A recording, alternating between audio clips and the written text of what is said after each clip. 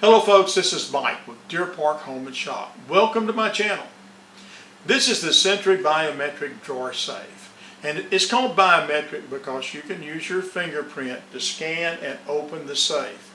You can also simply punch in your code and it pops open. And this is exactly what it's supposed to do. And also let me say that don't bother writing that code down because I'm going to change it right after this video.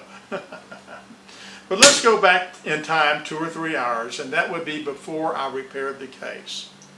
And watch what happens when I punch in the code. Did you hear that click? That's the sound of the lock releasing, but as you notice, the lid barely moved. I have to open it either with a pocket knife or with my fingernail. Now, in an emergency situation, this is totally unacceptable. So what do we do about it? Well, there's a $20 solution and there's a 75-cent solution. And we're talking about the difference between doing it the right way and using a cheat, or a hack as we call it in YouTube language. I'll demonstrate both methods in this video, and you can decide which one you want to try. So what causes this problem? Well, over the course of time, this pneumatic or gas cylinder, if you will, just simply wears out and it loses the ability to spring the lid open. It also has a black spring here at the bottom, if you'll notice that. And what happens there is when the lid closes, that spring compresses against the bottom of the cylinder. And when you punch in your code or scan your fingerprint, it just gives it a little extra boost. But these two things have to work together to make that lid pop open. But whichever method you decide to use, the procedure will require you to remove this cylinder from the safe. So first, let's remove the bottom connecting bolt with a Phillips screwdriver. Next, we'll use an 8mm socket and a 13mm open-end wrench to remove the nut on the top fitting.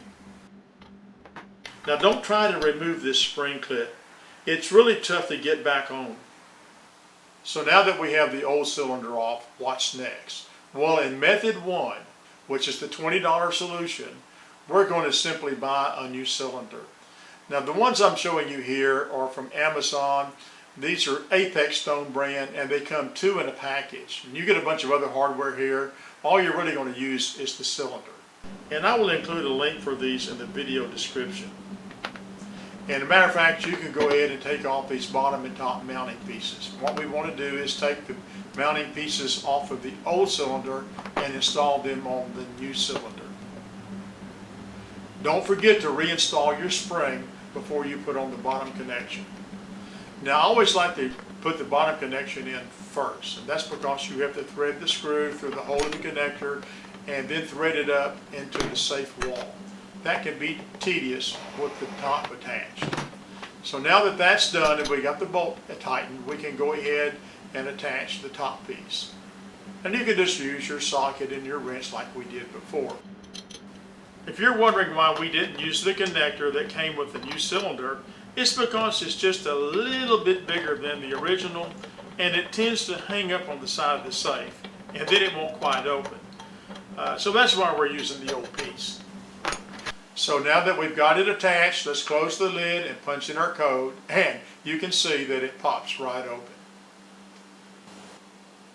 Well, we've done it the right way now. So now let me show you how to do it the wrong way, or the cheap way.